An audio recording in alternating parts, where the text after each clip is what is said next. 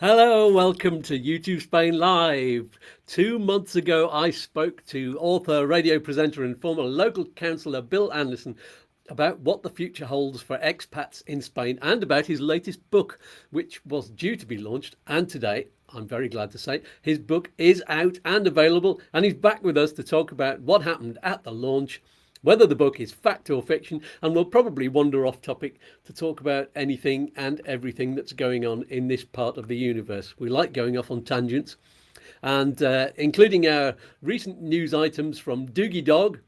Breaking news. Whatever happens, I'm sure you'll enjoy it as much as I will. So join us both on the virtual settee by this lovely virtual pool. Yes, we're talking about fact or fiction. It's all fiction back there. It's all smoke and mirrors. Relax, ask questions on the chat, and stick around for the whole show. There'll be something for everyone.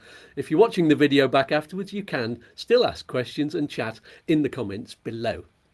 First of all, though, gather round, give us a wave, hit the like button, it's over there somewhere, and have your questions ready, or just relax.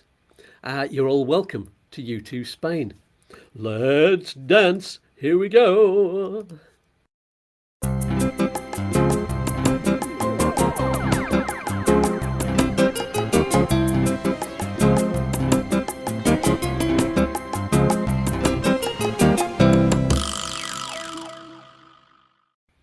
Oh yeah, groovy. Right now, just before we get chatting, the usual messages. Don't forget to make a note of our website. It's going to be there for most of the show, and it's still growing, and there are loads of resources and specialists and links that you need for your move to Spain and for living here, including the very valuable and money-saving info from our friends at Smart Currency Exchange, who have some really good ways of fixing a great exchange rate for you. It's a good idea because the exchange rates tend to tumble at this time of year, and it's a speciality of theirs, this fixing the forward exchange rate. Get in touch with them. Trustpilot agrees with me on that. They are one of the top rated companies. There's a link below to get in touch with them. Doesn't cost you a penny, and it helps YouTooSpain out. That doesn't cost you a penny either when you use the link below. It's a win-win-win with a cherry on top. There it is. So, without further ado, let's meet our excellent guest for today. It's Bill Anderson. Morning, Bill. Good morning, Scats. How are you doing? I'm very good, thank you. I was just saying we've got a watery theme today. We have indeed, yes. In the background. And you had a watery theme last night, didn't you? Yeah, yes, indeed, yeah. This is the advantage of living in the countryside. We don't have a huge finca, but it's about 2,500 square meters. And we discovered sometime yesterday that we had a leak somewhere. And it took us hours and hours of checking pipes and taps and all over the place, and eventually found it in a really inaccessible place.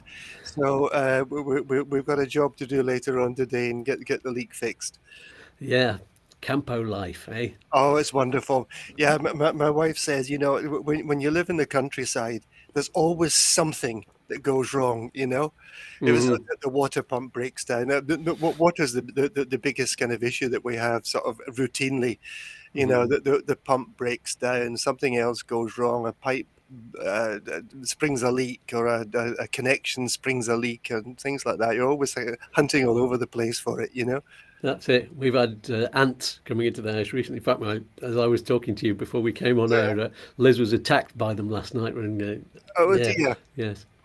Yeah, but we're doing our best to get rid of them. We've got all kind of powders and drops everywhere, so hopefully that will all work. I'm sure someone will have a recommendation somewhere for the best thing to get rid of ants.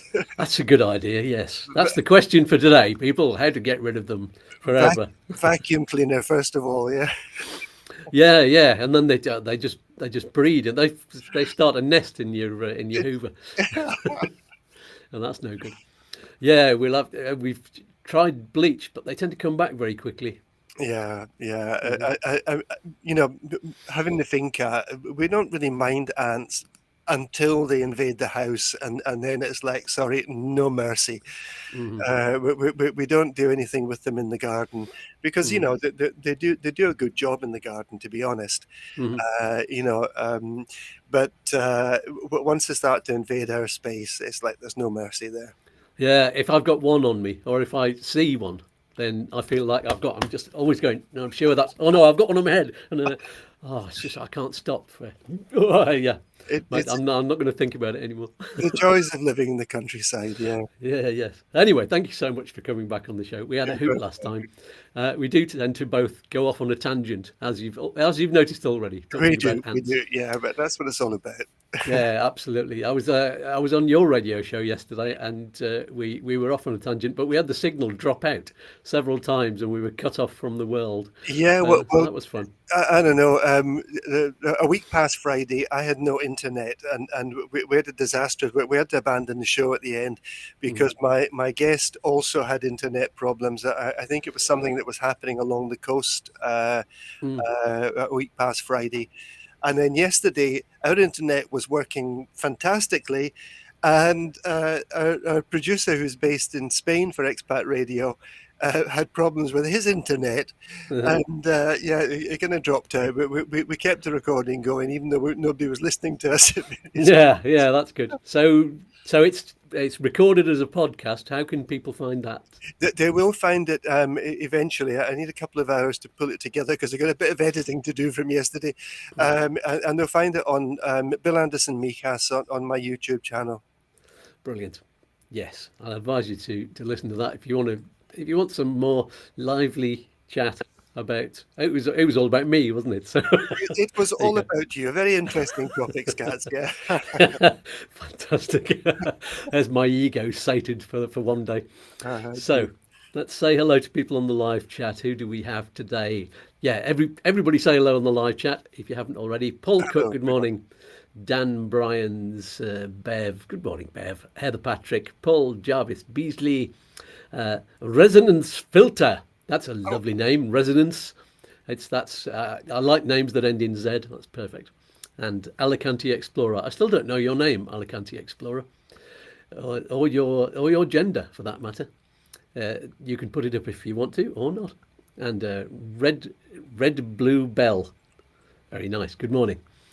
So, for those of you who missed last time Bill was on the show, give us a quick biog, Bill. Who is Bill Anderson? You can talk about him in third person if you want. well, I'm not very sure who he is, to be honest.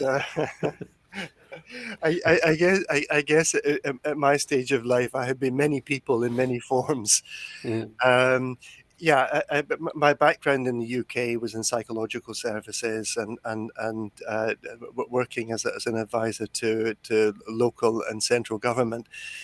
When I came out to Spain in 2002, I decided it was going to be a completely new Bill Anderson. I trained as an English teacher, ended up teaching German for 5 years because one of my first degrees was in German, and taught at the university, in a private university in Marbella, and spent 4 years in local government here in Mijas. And right at the moment, I'm kind of, well, moderately happily unemployed. I'm kind of looking at options at the moment. hmm But yes, you do have your radio show, so at least that's keeping you going. Yeah, I've got my radio show. Probably will be starting some live streams from around Mijas again, maybe in October now that the holidays are all over, which we were doing once a week, just on different topics, and it was very Mijas based. Mhm. Including once a month, one of the councillors to come and talk to us about what's happening in the council meetings, because they are a bit of a mystery. Mm. And Anna Nandez talking about Brexity things and sort of updates. Another lady, Daniela Venk from she she is the queen of Calahonda, which is a very large sort of urbanization in Mijas, Mhm. probably bigger than Compita, where you live, Scads. Wow. And also Lisa Burgess and Costa del Sol Chatter. So we have a sort of variety of things, but it's very much a kind of local live stream. So we'll probably be picking up on that again. And I've had time to write, which has been fantastic. Mm. Yes, in fact, let's talk about the new book. We talked about it last time, but for people who didn't see the show, you launched it last weekend, and it's a political satire called "Peanuts Don't Grow on Trees." What's it all about? It's a bit of fun, to be honest. You know, um, I spent a lot of time in the UK, never as a politician, I would have to say, but I spent a lot of time moving in political circles just because of my work. And, it was one of the things that made me decide never to go into politics. Because I think I'm not talking about corruption here, but politics is a fundamentally dishonest business. What politicians don't tell you is usually far more interesting and far more relevant than what they do tell you. We saw this at the highest level, basically. So I decided never to go into politics. Got my arm twisted, ended up in local politics here, and to be honest, there were no surprises. So, once my term had finished, I didn't get back in again. Vicky said, "Look, this could be a lot of fun. Just sort of exploring at a humorous level the world of politics. So that's what Peanuts Don't Grow on Trees is really about. It's about this fictitious place called Calapene. I won't go into the details of what that means. You need to read the book. And it's had the same government for 40 years. And I think it was Margaret Thatcher who once said a landslide government is not a good government. Or perhaps it wasn't her. I think it was Francis Pym. And they got a landslide government, and I think he got sacked. But when politicians are in power for a very long time, they I think lose the focus a little bit, and the village, the town becomes their town, and it's their money to spend, because they've got this feeling that they're no longer accountable because they've been there in the case of Calapeni for 40 years, and they are doing things the way they want to, and they don't feel accountable to the people anymore. So it kind of picks up on some of these themes. It also picks up on I would call the virtue signaling that happens in local politics and national politics, for that matter, as well, and people making statements because it's the right thing to do. And here in the first book, we've got a climate emergency in paradise. Why? Because it was just the thing. Everybody had to declare a climate emergency. Maybe some of them thought there'd be a bit of cash in it for them. And once they do it, they have no plan B. They declare a climate emergency, and then they got to go. So we've got a climate emergency. What do we do? Sometimes they come up with these bizarre schemes, to cope with climate emergency. And actually, most of it is just nonsense. I'm not. I'm a bit of conspiracy theorist, I suppose. I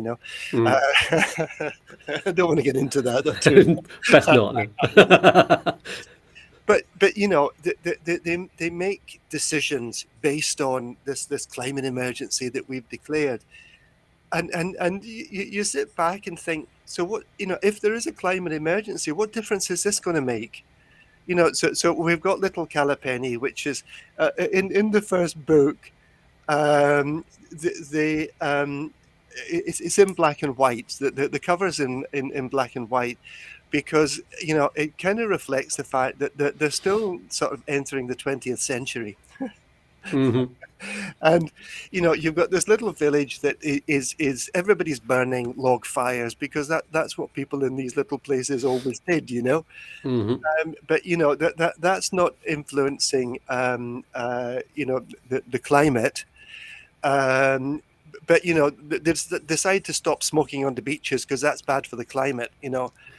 So it's silly little things like this that are kind of picked up on, and I'm going to say corruption, and it's corruption in the sense that they're running the place for their own benefit, and not really for the benefit of the municipality, because they've just lost sight of that.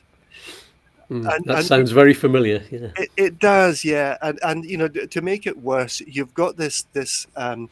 I call them, it's as simple as ABC. These three families, the Alarcons, Benitos, and Cruz, who's basically their families bought the village when it was nearly abandoned, 100 years ago, and, Mhm. and they own half the village, and they decide what comes in, what goes out. They decide who gets what, and they decide what houses are going to be sold and to whom, and all this kind of stuff. So Uh-huh. it uh, basically, I'm taking this. Sorry, can I say that? I think so. I'm not sure. I always have to hold back just in case. Okay, I've said it now. Yeah, yeah. I'm really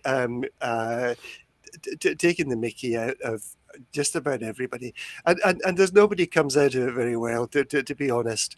Even the Brits, who are nice people, but they live in their little bubble, and nothing affects them, and their daily routine is the same day Hmm. after day, week after week. And they sit round, have their coffee and occasionally a brandy, and they basically talk about nonsense, what's on the telly, and things like that, and nothing touches them, Uh-huh. you know. So I had a great lot of fun writing it. Um, Fabulous. That was. You see that message from Anne Hernandez? She I said read your Calpene book and any similarities are purely coincidental. Lol. absolutely. Well, I had to put a warning at the beginning that, to be honest, I don't think there's any one character represents any one person that I've met in my lifetime. I think most of the characters are kind of composite from various people that I've met, and not just here in local politics, but people that I've met. I don't know. I'm going to give the Brits a bad name here. We've got lots of great Brits that live around here. We've got 9,000 Brits that live in Mijas, Hmm. which I think is about 3 times the population of Compita. Yeah, it is. Yeah. um, and we've got some incredible people, Anne being one of them, who do a fantastic job, who are very tuned into to the needs of the community. And we have our others who just meet every day for their coffee or their coffee and brandy or for the glass of wine at midday, and Hmm. nothing touches them. How do we know that? Because when we tried to get them involved in the elections this year, out of about 12,000 foreigners that could have voted, 600 did. Hmm. And yeah, there were some problems for some people because of the time they've been here and the TIEs and not having 3 years on their TIE and all sorts of Uh-huh. problems. But it was just that so many of them live in their little bubble and nothing touches them. And then they complain afterwards, oh, we don't like this, we don't like that. But they don't get involved in the process. Hmm. And that kind of thing is it's not targeting any individual, but Hmm. we're having a bit of fun with it as well. Great. I never asked you last time. What's the title all about? Is that a quote from a politician by any Ah, chance? well, it's a title from the mayor of Calipeni, who she's one of these people who got there because she got there, not because she has any particular skill set, but she's been the mayor for a long time. And she said, we've got this climate emergency. What are we going to do about it? And someone on the council throws it back to her and said, well, it was you that wanted to declare a climate emergency. What are you going to do about it? And she wasn't ready for the question. And this happens with the mayor. That she has a little speech, and then she hasn't got a plan B. Hmm. And when someone said to her, so what are you going to do about it?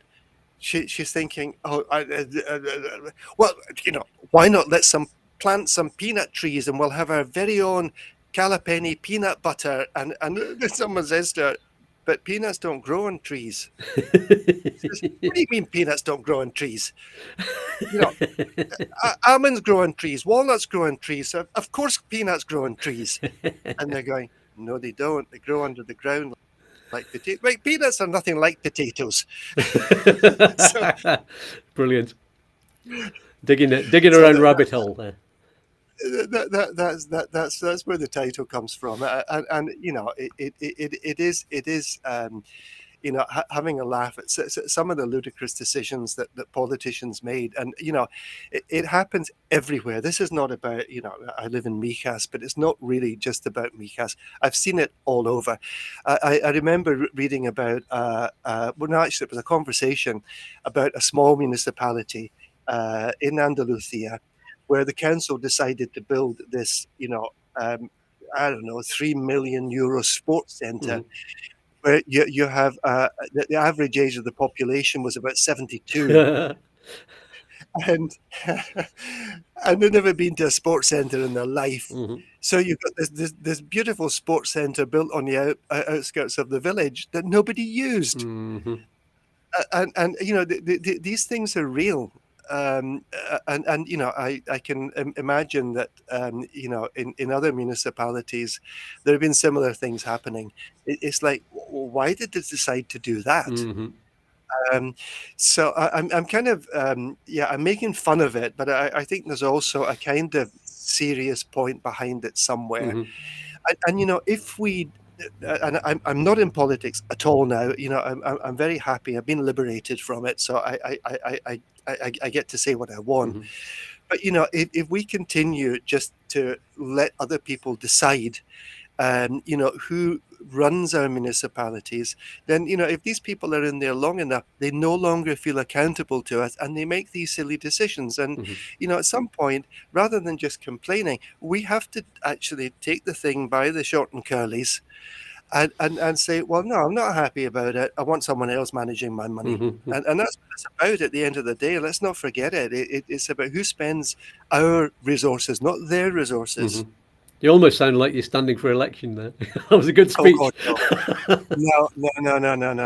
I dipped my toe in the waters. I had a great time as a councillor. I enjoyed it. I really enjoyed my time as a councillor. I hated the political parts. Council meetings for me were like death by 1,000 cuts. And some of them lasted 6 hours without a break. Wow. And people were leaving to nip across the road for the slice of the little wedge of tortilla and a coffee to sort of bring them back to life, they really were just, it's like, oh my God, it's a council meeting tomorrow. Then 8 o'clock in the morning of the council meeting, you get 10 emails with about 100 documents which you're supposed to read between 8 in the morning and 10 when the council meeting starts, and you think this is not serious. This is this is just basically taking the mickey out of everybody. Yeah, there you go. So the launch party last week, how did that go? We had a lot of fun. I will let a little secret out. All of the political parties have rather unfortunate initials. The main party that's been in power for 40 years is the Calipeni Revolutionary Alternative Party. Got it. If you can take pictures of that, you can see that Calipeni has been under crap government for 40 years. I'm not even going to tell you what the other parties are called. But, this is why there's no Spanish version of the book, is it? Because that doesn't work. Partly, yeah, but because I've said several times that the Spaniards never got it, and the foreigners never forgot it. Because you see, there was a little body, bodies that are formed in political parties at particular times of the year. And I'm going to say this, that I'll probably get into trouble for saying it, but I don't really care. They have, at campaign times and Congress times, they set up groups called the Comité de Organización de Congreso or the campaña. So they have these little committees, and this is not made up, but the parties will say, we now have a cock. This is a committee de organización, de Congreso. We have a cock and we have to use it. We have to put it to good use. So this, and honestly, I've tried to tell them that's fine, but please don't convey this to any of the foreigners because they're just going to laugh. And if you don't understand why they're going to laugh, let me explain it to you why. And they continue to use this. I wonder if that's going to get past the YouTube censors. We'll have to see. There was Chris was talking with one of our regular watchers. He got some golf balls sent from this lovely watcher, and Chris was talking about it online, and he was talking about his name is Barry. I don't know if he's on this morning, but it was Barry from Unitech, and we were talking about Barry's balls quite a bit, and I got a strike for it, or some, a warning for language. So you have to be careful on these things. I don't know. We'll still find out at the end. Listen, I remember having a conversation with Anne. I hope she's still with us just now. And I can't say the word, but someone was asking about a certain garden implement, which is a very common garden implement, which you use for sort of chopping off the heads of the weeds in the garden. Yeah. And this was on Facebook. And they got a warning for using this kind of language, and they were actually really talking about this garden implement. The tool, which is another one. Yes. and so I don't know if these things are done by real people or if they're just done by algorithms somewhere. But it's like, this is incredible. Someone's saying, I've moved to Spain. And of course, sometimes these things are not available very easily because they're different garden implements over here. I'm looking for a... Yeah. And they got told to take the comment down, or that they were going to strike on their Facebook. I hope people catch what we're talking about here, by the way. Yeah, I think, I'd explain it, but no, I'm going to leave it to people's intelligence and imagination. That one. Yeah, you've got a lot of double entendres in the book as well, haven't you? There are a lot, yeah, and sometimes the double entendres are in Spanish, because I can say this, I won't explain it, but the word for rabbit in Spanish is conejo, but it also has another meaning which the foreigners rarely get. And I'm not going to explain that. It all comes up, So there are double entendres in both in English and in Spanish, which the Spaniards rarely get the English ones, and the English speakers rarely get the Spanish ones. But again, it's a bit of fun. So there is a warning if you're really sensitive, or if you're overly politically correct, or if you're easily offended. Please don't buy the book. Yeah, there you go. But any normal people, buy the book. Yeah.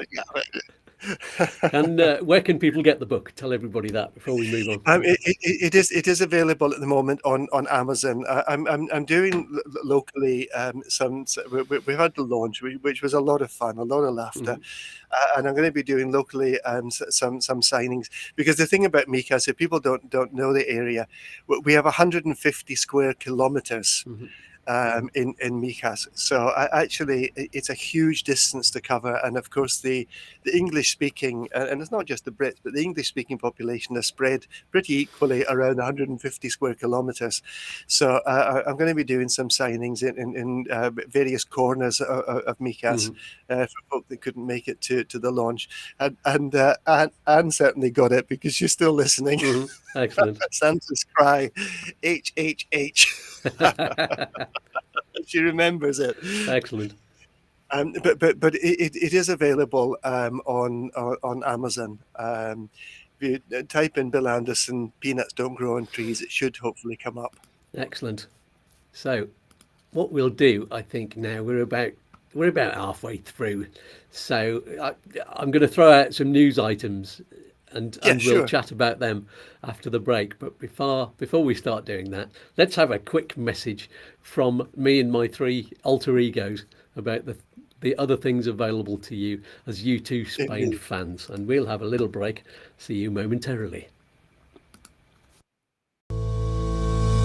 Are you getting something helpful from this show? Are you enjoying YouTooSpain? Then click on the thumbs up and subscribe to YouTooSpain while you're here. And click on the bell for notifications. It's all free, but it's worth loads of money. I need coffee to keep my picker up. You can donate coffee to us all. There's a link in the video description below, or use the QR code. It'll be in the top left-hand corner of the screen after this message, sweetie. But that's not all. You can support YouTooSpain with a regular monthly amount. It's only a few quid. Oh, he's worth a lot more than that. There's a link below to Patreon, where you can find out what extra groovy things you get by helping out. Oh, I'm all a quiver. One more thing. Get on with it. There's an important guest twiddling their thumbs. All right, calm down. The lovely video watcher needs this. Go on then. There are lots of other links to vital things below. Like what? Well, do you need private healthcare insurance? Yes. Do you need a visa or residency? Do you need to exchange currency? What about finding a property? Or getting tax and pensions advice? Or getting a Spanish mortgage? Or getting documents translated and apostilled? Or getting a medical certificate? Or finding a lovely little app for learning Spanish? Do you need the best mobile phone provider? Or a digital business card so you never need paper ones again? Or do you just want one of YouTooSpain's t-shirts with a slogan on it? You can even get discounts on dental treatments and get a lovely little smile like Scats. All of those links are there, down below. If you can't find them, ask me in the comments. Is that everything, darling? I need to get my nails done. Probably not, but let's get back to the show, shall we? Back to Scats in the studio. I wanted to say that. Oh, stop being beastly, you two. You too, Spain. Over to you, Scats. Thank you, Scats. Hello, and thank you, Dougie. One day I'm going to re-record that little section there and show Doogie and the Colonel and any other of my wonderful alter egos. But yeah, Doogie's a nice one. He's a nice one. Yeah. He is, yes. And I was telling you, you've not seen the film Up. We were talking about this the other day. Yeah, no, I haven't seen it. One of my favourite films, and I kind of, when I do voices for these characters, I usually start off with a voice from somewhere else, and it develops into something. But Doogie is loosely based to begin with on the dog from Up, who's also called Doug the dog, and he has one of these collars on which translates his thoughts into a voice. Yeah. So he's obviously Scottish then. Doug. No, he's not actually. He's got an American accent in the thing. But that's a good Scottish word isn't for it? dog.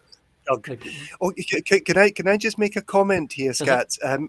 Michael Bass has said, "Is there anywhere to buy the book that isn't Amazon?" Michael, I think you live in the Mijas area. Yeah, I can either we arrange to meet for a coffee. I can get one for you, or I can leave one somewhere for you. Or I will be organising. I'm speaking to various people about the signings around various parts of Mijas, probably at different times of the day as well. So I'll be advertising that, and maybe you'll be able to pop into one of the signings. Be happy to get a copy to you. Brilliant. If anybody wants one in my area, up in Compiter, then get in touch. And I'm trying at the moment to kind of organise a signing up here. It's a bit more difficult because obviously you're not from this area, and people like to be talking about local things if there's an event on. So, but I'm going to try and find a way of linking it all in. I'm going to get the book to the book club here, and if they really big it up and enjoy it, then we'll get some interest over here as well. Because we'll see what we can do. Yeah. I'll have to read it first. There we go. So yeah, you need to read it and get your black pen out, and before you hand it over to the book club, you can sort of do like one of these top secret documents. Yes, redacted. Yeah. Yeah. Excellent. Okay, let's move on to these news items. I've done a couple of news shows with Doogie Dog. And hello.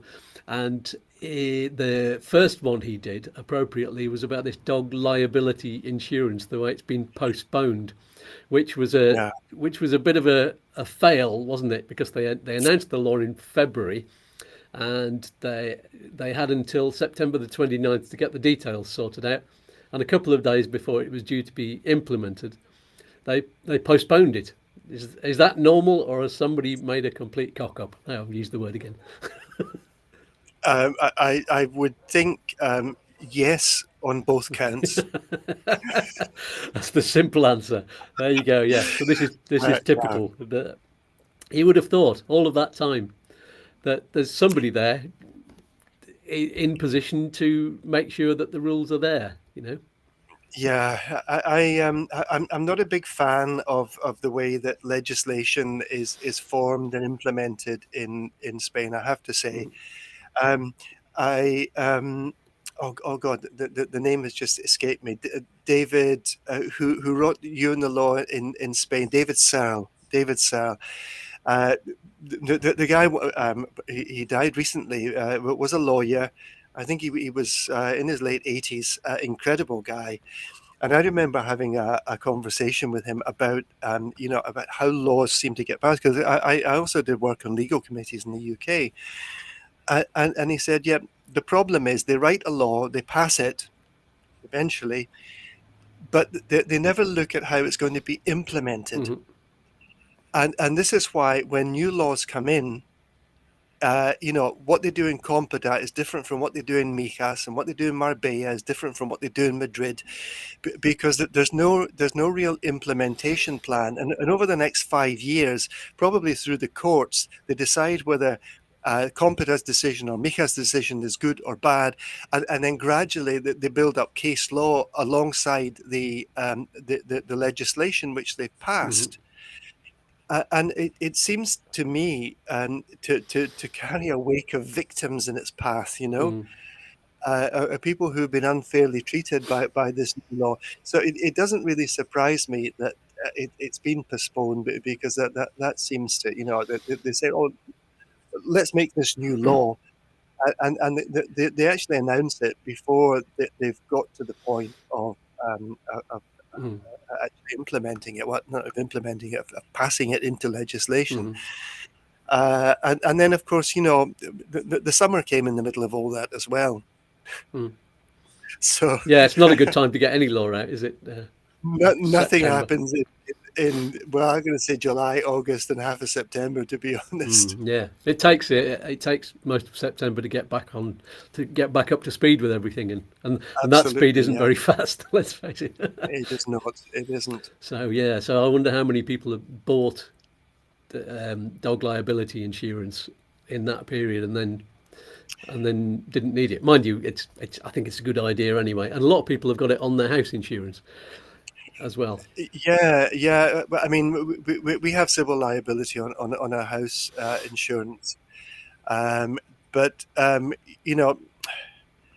not sure if this is just a money making venture, or if there's a real reason behind it, because I haven't really heard it explained why the shifting, from civil liability on house insurance to separate civil liability for doggies. Oh, there's a nice comment from Paul on the doggy front. Yeah, that sounds good. If there was a war with a doggy front, it would be a lot calmer, wouldn't it? Anyway, Yes. we heard that it's now illegal, to allow your dog to have puppies unless you're on a special registry to allow breeding. I've heard something about that as well. Is that part of the animal welfare bill that caused this insurance law? Yeah, but you know what? It's fine to it's fine to say that you need to be on a special registry to allow breeding, but one of the major problems in Spain that I have seen is people, and especially Spaniards. I'm not saying only, but especially Spaniards don't like having their dogs sterilized. That they've got this thing. I don't know what it is. That whether it's because it costs money, or you know for example, I did a lot of work with the Michas donkeys.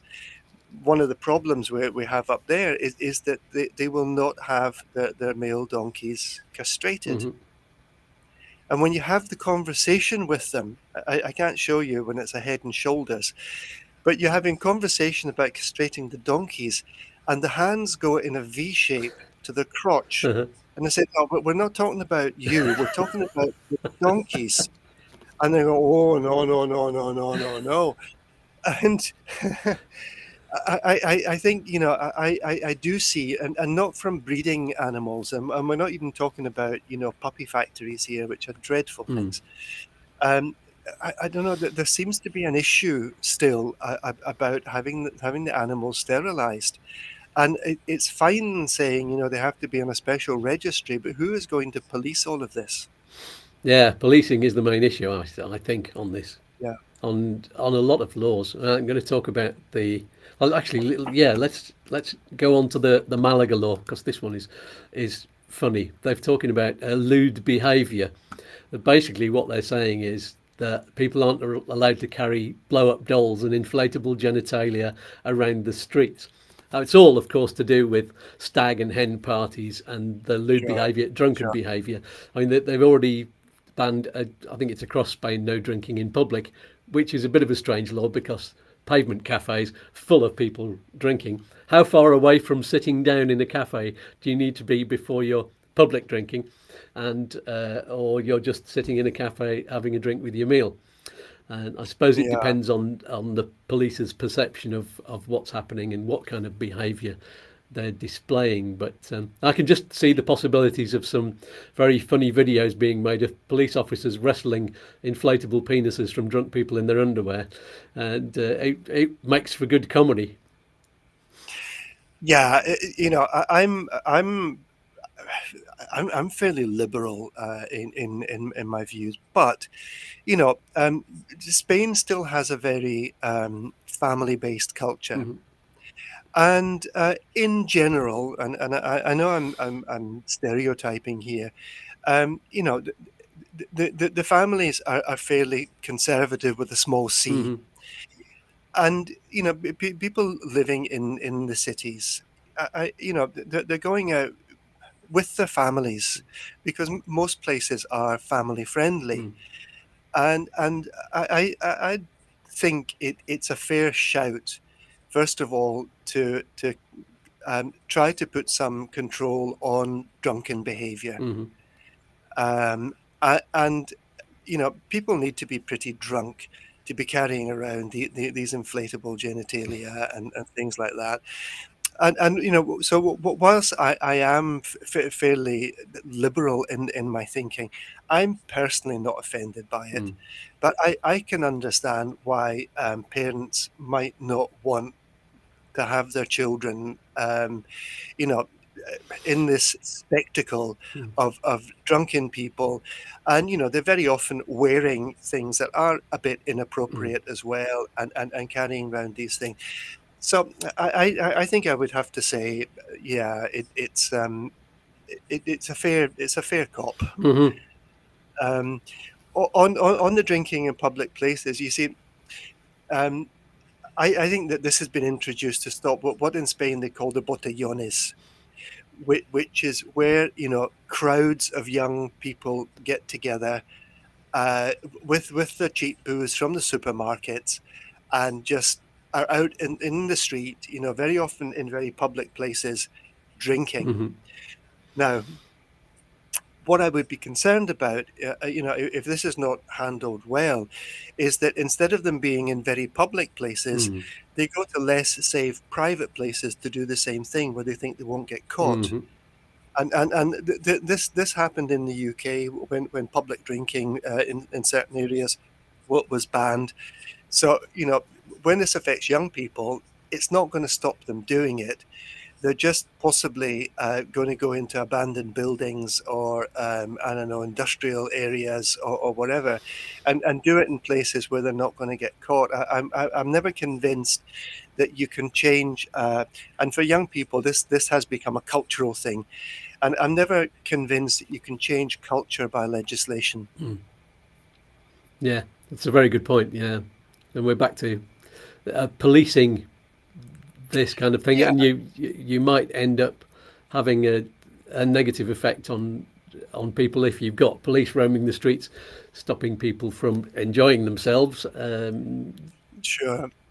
You know, and very simple things. You know, are they just going to pick the low-hanging fruit? So, for example, you know, you're with a group of people, you're sitting on a terrace, you're having a drink, Mm, and that presumably is perfectly legal, but because they measure the terraces very specifically. You know, mhm, you have 2 meters, and sometimes if a chair moves beyond the 2 meters, you'll get a local policeman almost out with a measuring tape saying, no, no, no, that chair needs to be moved in, you know. mhm, So you're sitting with a group of people, and let's just suppose, for example, none of them are smokers, and you want to have a smoke. mhm, So, you know, a polite person might get up and pick up their beer or their glass of wine and step away from the tables, not necessarily causing obstructions in any of the other public areas, and have their smoke with their beer or their glass of wine. mhm, You know, are these the people that are going to get caught with this, rather than what I believe it's primarily about is to stop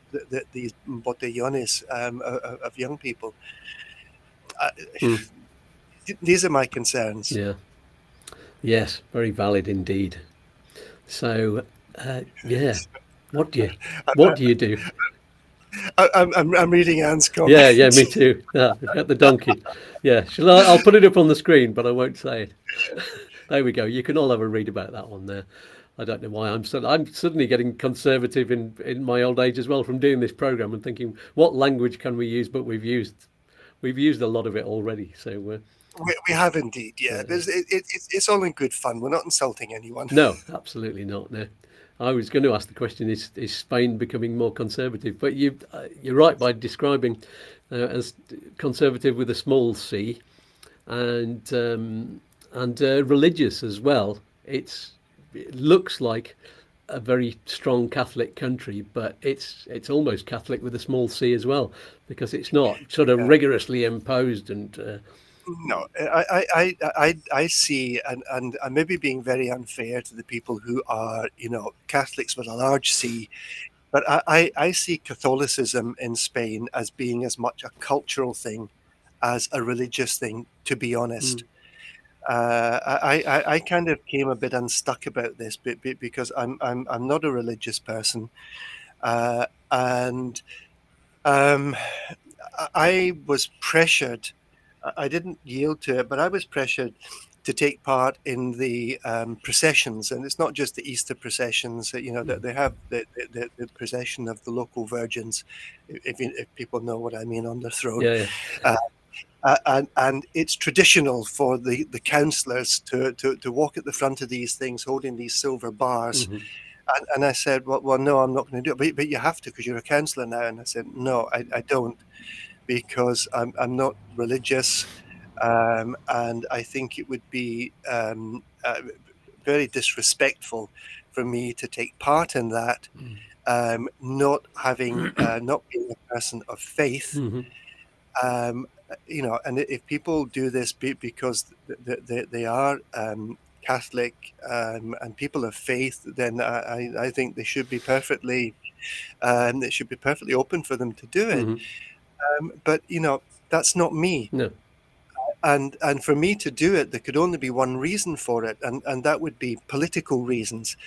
And I don't believe that we should mix any more church and state than it's already, you know, mixed in Spain. Hmm.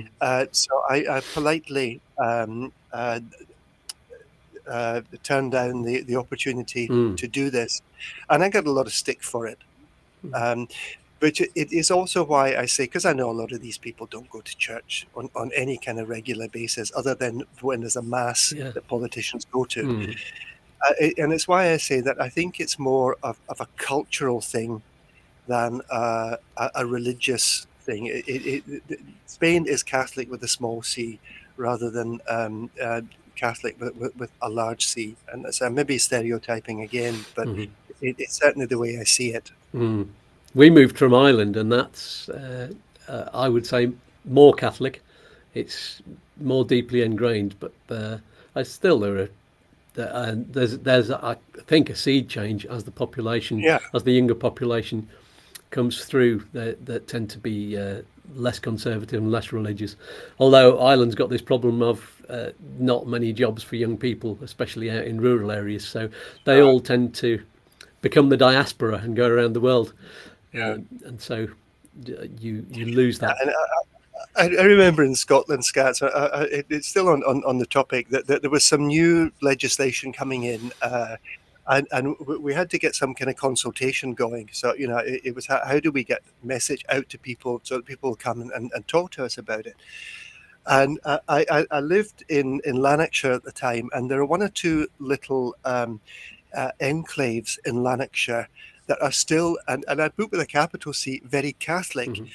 So I talked to the priest, and I explained what the problem was in getting people's views.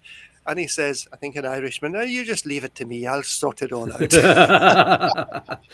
So he announced at one of his church services, Bill Anderson is looking for consultation about this. So, I want you to get in touch with him and give me views. And people were phoning me and contacting me.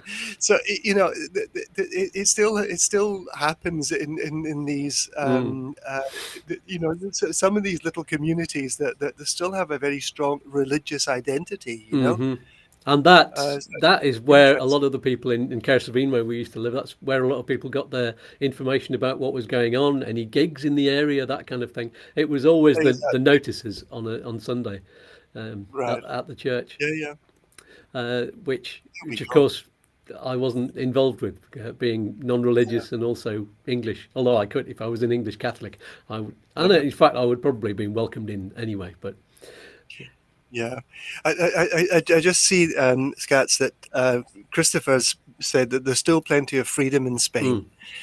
And I just wrote an article, column for the Euro Weekly. It was published just last week, and actually I picked up on that a lot. That in many ways, we have the good life in Spain, and I've compared it. Thinking about going back to the UK and thinking about all of the things that are happening in the UK at the moment, and it did seem, it looked a bit like just a list of disastrous decisions, and saying, well, at least we don't have all of this going on in Spain, and however frustrated people get with things in Spain, I have to agree that we still have, relatively, a much higher degree of freedom than is happening in many more, and I'm going to say more developed politically worlds. I'd have to agree with him. mm-hmm. Yeah, very good point. I mean, and we're only in Spain how many years now? So 1890. We're only 40. Is it 40 years away from Franco backwards, or is it 50 now? It's 50 now, isn't it? Yeah, it's probably 50 now, but what you have to remember is that Spain is not a new democracy. Democracy existed pre-Franco as well. What they had the opportunity to do was to recreate democracy, basically to like an old jumper, to rip it down and knit it up into something new. So it's not a new democracy. There was, when the Civil War happened, that there was democracy, and people didn't like what happened, and hence the Civil War. But they have had the opportunity to knit it up like that, like an old ripped down jumper. And in some ways they made a good job of it, but in other ways that they kept some of the bad bits from the old democracy, which was the bureaucracy. Yes, it's all very interesting. I like that. Yeah, I need to study on Spanish history, I think, before, because I may one day go for citizenship. It's not as necessary for me because I've got Irish EU citizenship, but my wife Liz is going to go for it because she does want to be European. So Yes, yeah. So we'll have to learn about everything.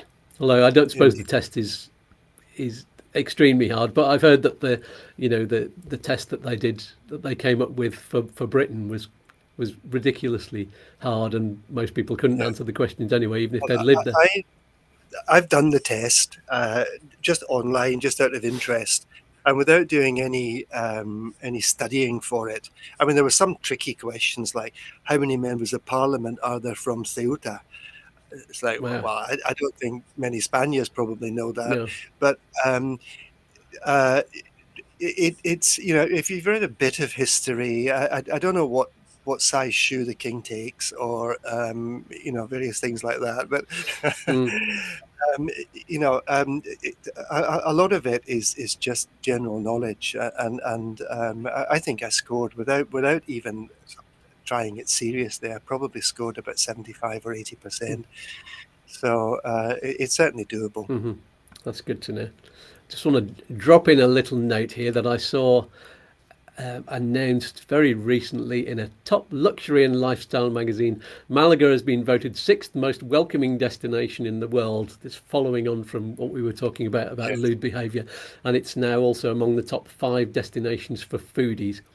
So Yeah. I'd just like to big up Malaga and say, it's not a cesspit of stag and hen parties. I've not actually seen any of them, to be honest. But Right. I love it though. No, we see some around here, but they don't tend to be as outrageous. You can see well, probably more hen parties I've seen. Hmm. You know them because the girls are all wearing T-shirts, and sometimes I think they get maybe a bit loud and a bit over the top. But I certainly haven't been exposed to blow up things. Brilliant. Sushan says, loving your t-shirt, Scats. Yeah, I did get a job lot. I asked a few Christmases ago, I think we were in Ireland, and I said to my wife, she never knows what to buy me. She says I'm the most difficult person to buy for Christmas, but I just said, look, just get me a load of tie-dye t-shirts, because I'm a bit of an old hippie. I've lost the hair, but I still have some of the lifestyle. So yeah, this is a particularly nice one, a great big V shape of. I like the black and purple colours. Anyway, there you go. Jed Tierney saying, sorry for being late. Just had his COVID jab in the UK, and that brings us on nicely actually, because to the next subject I was going to come up with, and possibly the final one that I've got in my notes. That I had a gig cancelled because of COVID 2 days ago. Not exactly cancelled. It was a bit odd actually. My music colleague, I'm in a duo. He was worried that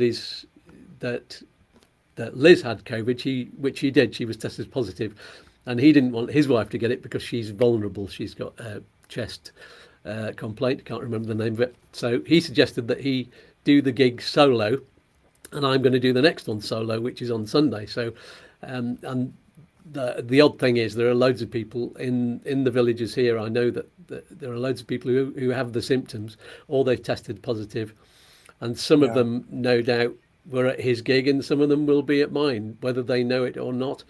So it's all a bit strange and ridiculous. We ended up getting less money in total as well, but. I don't know. I think we need to accept, and this has been said not by me, it's been said by experts in the field, that especially since we hit the Omicron phase of COVID, it's now endemic, such as flu is endemic, such as summer colds are endemic. And I don't know. I think that we're it's something we just need to deal with and live with now. And in general, the kind of symptoms that are being reported from what we're now calling doesn't resemble in many ways what we were describing in the very early days, with Alpha and Delta and all these kind of things. And we need to decide at some point how we deal with that. But we can't avoid it. No. I mean, at the moment they've just announced. I'm going to do a news item actually with Doogie Dog, hopefully this week, Yeah. there's a usual phase of autumn vaccinations that in previous years have been just about the flu. You're getting your flu jab, but now it's in Spain. It's going to be a combined flu and COVID jab, which Right. is just fair enough because they're similar strengths now. Like you say, the symptoms are very similar. And I looked at the details of the rollout, and I'm because I'm not 60 yet. I'm not in any of the age groups, nor am I in any of the risk categories. No. Although my past diabetes is, and I think I've because I've not got those symptoms anymore. I don't think I need to Sure. be getting that at all. Yeah. Yeah. Well, I'm not really. I've never had a flu jab. Hmm. I'm 65. I've never had a flu jab. I've had the flu once in my life, in my Mm. 20s. Um, um, but we try to look after our immune system, and to be honest, since we're really sort of focused on that, I haven't even had a cold. And make sure we get plenty of vitamin D, which is great for your immune system. Mm. We have a pretty balanced diet for some Hmm. of the reasons that you were talking about. So There's plenty of a chance to get out and exercise in the warm air in Spain as well. So absolutely, it's, yeah, yeah, I mean, you do tend to get in the expat communities. There are lots of elderly and vulnerable people here. yeah, I suppose because of the age group that people tend to move over. A lot of our audience are 55 to 65, and then it's their intention to retire and to live here till the end. So yeah, sure, yeah. sure. No, I think people have to do what feels right for them. Hmm. I think that's really important, and people will have decisions to make about these things. But if anything, that my mother, who died just a couple of years ago, if she got a call, she was 88, but if she got a call from the doctor saying, "Come for your X, Y, or Z jab," she would move hell and high water to get there because the doctor said you need to do it. But that was her decision, and Hmm. I think a lot of people feel the same. If the doctor says it's good for me, then let's do it. And Hmm. I think people need to make their own mind up and their own decisions about these things. That's true. It was made very available in Ireland. I got notices through all the time about, did I want a flu jab? Did I want this? Did I want that? And as soon as the diagnosis of diabetes came in, I was allocated a diabetes nurse and a course to go on to tell me about different food groups and things like that. So Yeah, it's good to see that there's information being given out and there's support for the community in there. I don't know how much of that happens in Spain, but my doctor's very keen to have me come back on a very regular basis. yeah, yeah. Well, I've been here 21 years in December of this year, and I'm ashamed to say it. Other than 3 times I had to go for a medical for my work, I've never actually been to the doctor. Hmm. Um, so I suppose if you don't need it and you're not even getting colds, then it no, does point to the fact that you're fairly healthy, doesn't it? long may it continue. Yeah, Yeah, absolutely. I agree on that one. What's Jed saying? The north of England has had its the high speed train cancelled. Yes, because we can't deliver large projects. How can Spain manage to deliver things the UK cannot? It's a good point. The Spanish rail system has just had some new high speed links put in. You can get from Malaga to Madrid really quickly now. yeah, yeah. I mean, I think where Spain is not great is the train, the Renfe stops in Fuengirola, and there's no train service from Fuengirola to the west. That there are some train services inland, so you can get to some rural point like I don't know, just down from Ronda.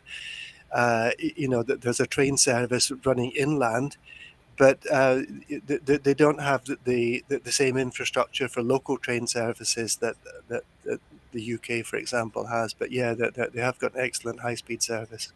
Mhm. It is good, isn't it? Yeah. So, Paul Jarvis Beasley again. Hi, Scats. Haven't joined all of your excellent shows. Based on current chat, just wondering if you have had or are planning to have a health professional on the show. Certainly planning to have somebody who talks about health insurance. Yes, we had Sam Campbell on the show recently talking about all kinds of insurance. And she is an excellent broker. So we're going to have her on, I think, specifically talking about health insurance Right. very soon. So, but health professional, that's an interesting one. Should I get a doctor on the show to talk about the health system here? That'll be interesting.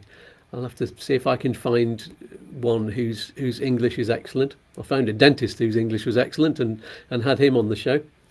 He's the one who did mine. You've all heard about that. So there we go.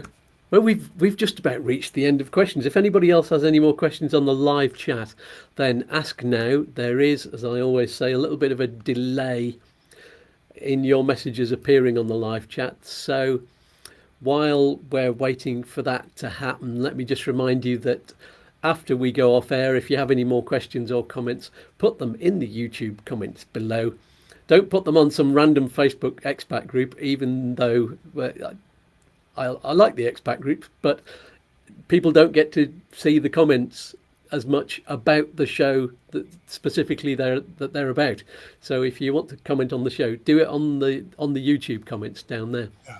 And that will help everybody. So everybody that watches this in the future, and it will be thousands of people that will see your comment on here. Whereas on an expat group, it'll be me.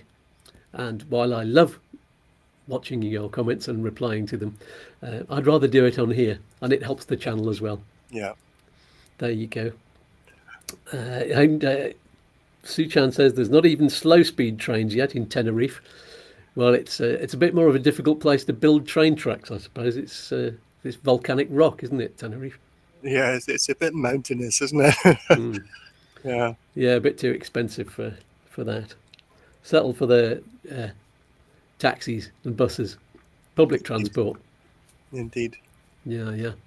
So, any more questions? Just hit the like button, folks, said John McClue. Absolutely. Everybody hit the like button if you haven't already, and subscribe as well, so you can be the first to know what's coming up each week, and on the live shows and on the midweek videos as well, on the news items with Doogie Dog. Breaking news. So, in a moment, I'll tell you who we have on the show next week. But for now, let's say a huge thank you to Bill for being a wonderful guest. It's been an absolute pleasure. Loads of fun. It always is, Scats. Yeah, it's lovely. Absolutely. And we'll see you again soon, I'm sure. Thank you for having me on. It's been fun. You're very welcome. Goodbye for now. Bye-bye now.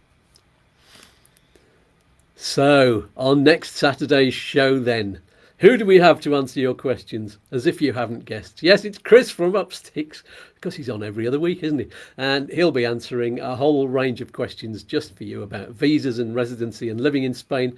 And we seem to be chatting and going off on a tangent more and more about living in Spain and all of the little details that you might not expect, and hints and tips for you for living in Spain, and just about the fun that goes on, and introducing you to different aspects of life here. You can find out the details of any specific topics that we'll cover on our Facebook page and group. The Facebook group's called the YouTooSpain community. Just sign up to that and you'll find out whenever I announce it. So you can ask questions in advance on there, and that'll be lovely. Anne Hernandez says, lovely start to the weekend. Thank you, Scats and Bill. Thank you for joining. And I see you've got paired next to you there, and also to Michael Bass, which I think means that you've paired up with your stream as well. So it's on your channel at the same time, which is something that everybody can do, I think. I've not explored that one properly, but thank you for doing that and getting this show out. Make sure all of those people who are paired up link in with this show as well, and get your subscription sorted out so that you can get your notifications every week about all of the other times, and we'll let you know when Bill's on again. So there you go. Thank you those people who are watching back afterwards and leaving comments and hitting the like button and buyingmeacoffee.com, which you can do with this lovely QR code there, or there's a link down below. If you're trying to hover over your own phone with a phone, if you're watching on your phone, then you can't do that with a QR code, I don't think. So there we go. Christopher says, I subbed the channel last year. I'm surprised to see you aren't over 100k yet. The information videos are great. Well, thank you. Yes, it's thank you for your support, for subscribing. I suppose the reason why we're not over 100,000 views is because these things happen slowly on YouTube. It takes shows. I've only been doing this for 2 to 3 years, and it does take a while.